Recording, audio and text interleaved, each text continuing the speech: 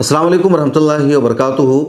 बाबरी मस्जिद के बाद दो और मस्जिदें मुसलमानों के हाथों से निकलने वाली है। स्क्रिप्ट लिखी जा चुकी है, तैयारी हो चुकी है।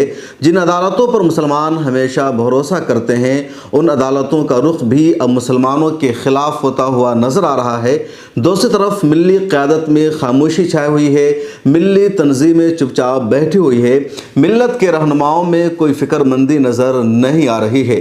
पहली मस्जिद है ज्ञानवापी और दूसरी है मथुरा शाही ईदगाह। इन दोनों मस्जिदों के मामले इन दिनों अदालत में ज़ेर बहस है और मकामी अदालत का या इलाहाबाद हाई कोर्ट का जो फैसला आया है उससे मुसलमानों के मौक़िफ़ को, उनकी दलीलों को ज़बरदस्त धचका लगा है और वाज़े तौर पर नज़र आ रहा है कि जिस तरह बाबरी मस्जिद के सिलसिले में मुसलमानों के तमाम दावे को अदालत ने तस्लीम किया, इसके बावजूद बाबरी मस्जिद की जगह पर मंदिर बनाने की इजाज़त दी गई और कहा गया कि बाबरी मस्जिद के लिए अल्टरनेटिव के तौर पर कहीं और 5 एकड़ जगह दी जाए, वहाँ मस्जिद की तामीर होगी। लेकिन जो असल जगह थी, जो टाइटल सूट का केस था, जो मिल्कियत अराज़ी का मुकदमा था, उस मिल्कियत पर मुसलमानों के कब्ज़ा को तस्लीम नहीं किया गया।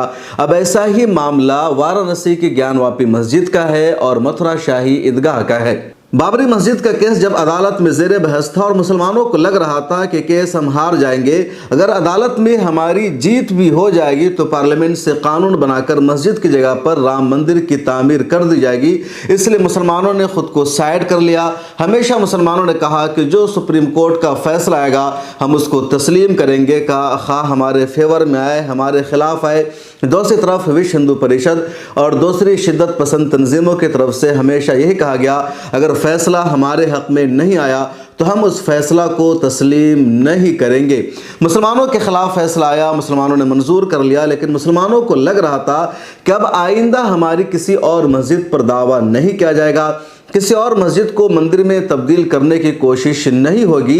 मुसलमानों को 1991 में पार्लियामेंट से बने इस कानून पर भी भरोसा था जिसमें कहा गया था 15 अगस्त 1947 को हिंदुस्तान में जिस इबादतगाह की जो हैसियत थी आइंदा वही रहेगी, उसकी हैसियत को तब्दील नहीं किया जाएगा, अदालतों में उसके हवाले से मुकदमा नहीं चलेगा, इस तरह की किसी अर्जी को नहीं सुनवाई के लिए दाखिल किया जाएगा।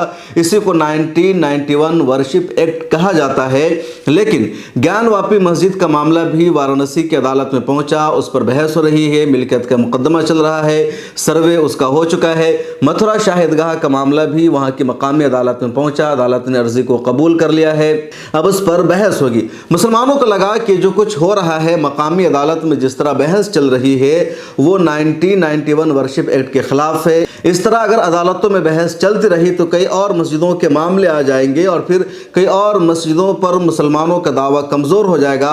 इसलिए उन्होंने इलाहाबाद हाई कोर्ट का दरवाज़ा खटखटाया। वाराणसी की ज्ञानवापी मस्जिद के बारे में भी, मथुरा की शाही ईदगाह के बारे में भी इलाहाबाद हाई कोर्ट से उम्मीद थी कि 1991 वर्शिप एक्ट के हवाला को इलाहाबाद हाई कोर्ट सीरियस लेगा, उस कानून पर अमल करने की कोशिश करेगा और वाराणसी और मथुरा की मकामी अदालत में इन दोनों मस्जिदों के ताल्लुक़ से जो मुकदमा चल रहा है उसको खारिज किया जाएगा। लेकिन इलाहाबाद हाई कोर्ट ने ऐसा नहीं किया, बल्कि इलाहाबाद हाई कोर्ट ने कहा कि दो बड़ी बिरादरियों के दरमियान ये मामला है, हिंदू मुसलमानों के दरमियान आस्था का मामला है, इसलिए इसको नज़रअंदाज नहीं किया जाएगा।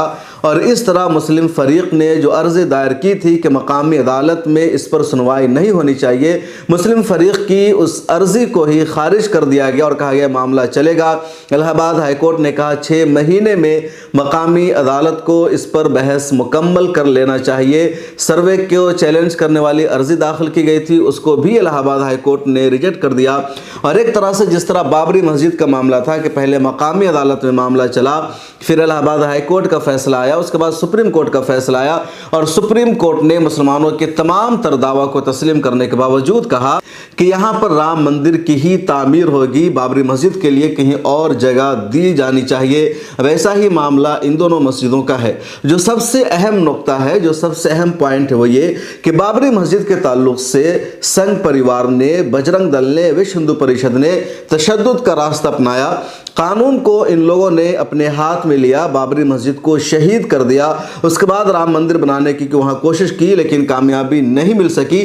फिर इन लोगों ने भी कानून का सहारा लिया और कानूनी ज़राए से अपने मकसद में कामयाबी हासिल की। ज्ञानवापी और मथुरा शाही ईदगाह का जो मामला है, यहाँ ये तशद्दुद का रास्ता इख्तियार नहीं कर रहे हैं, कानून को अपने हाथों में बिल्कुल भी नहीं ले रहे हैं, बल्कि इन दोनों मस्जिदों के मामले में ये कानूनी रास्ता इख्तियार कर रहे हैं, अदालत की मदद ले रहे हैं और अदालत से इनके फेवर में लगातार फैसले आ रहे हैं। मीडिया का पूरा इनको सपोर्ट मिल रहा है और इस तरह धीरे धीरे ये अपने मकसद में कामयाब हो रहे हैं। मुसलमान रहनुमा, मिली तंजीमें और जो मिली अदारे हैं वो इस वक्त इन दोनों मस्जिदों के मामले को सीरियस नहीं ले रहे हैं। उनके अंदर कोई बेचैनी और फिक्रमंदी नज़र नहीं आ रही है। जब भी इस पूरे मामले पर सवाल किया जाता है, पूछा जाता है, तो कहा जाता है हम अदालत में मौजूद हैं, अदालत में केस लड़ रहे हैं और जो अदालत का फैसला आएगा वो हमें मंजूर होगा। पिछले दिनों दिल्ली के कॉन्स्टिट्यूशन क्लब में मशहूर आलिम दीन और रहनुमा मौलाना सैयद अरशद मदनी सदर जमीयत उलमा हिंद ने अपनी प्रेस कॉन्फ्रेंस की।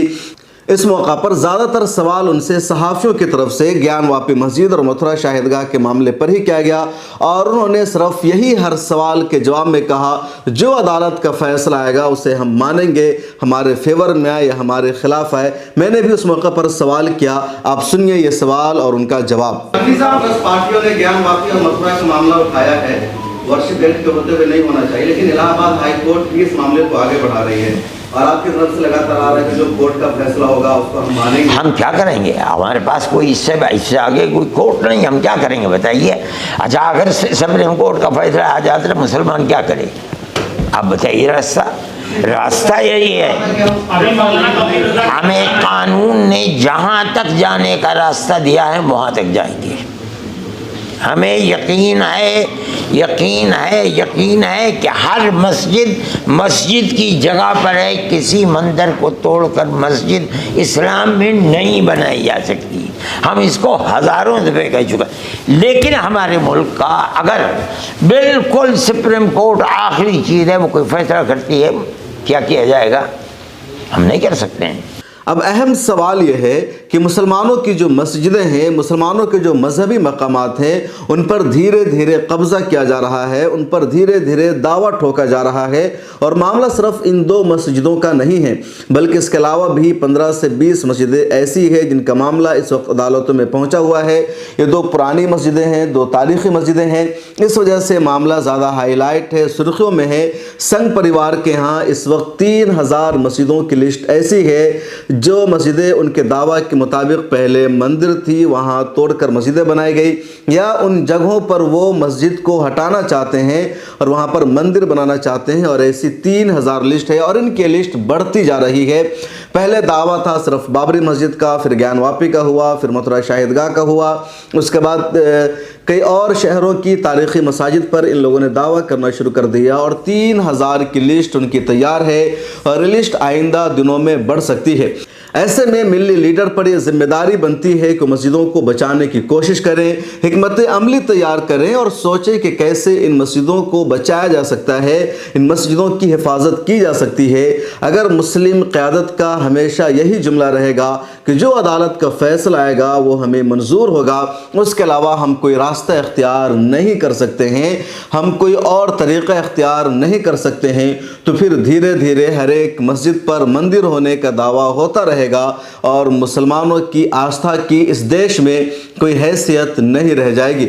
इस वीडियो में इतना ही। आप इस बारे में क्या सोचते हैं? आपका नज़रिया क्या है? किस तरह इन मस्जिदों को बचाया जा सकता है, इन मस्जिदों की हिफाजत की जा सकती है? कमेंट सेक्शन में ज़रूर लिखिए।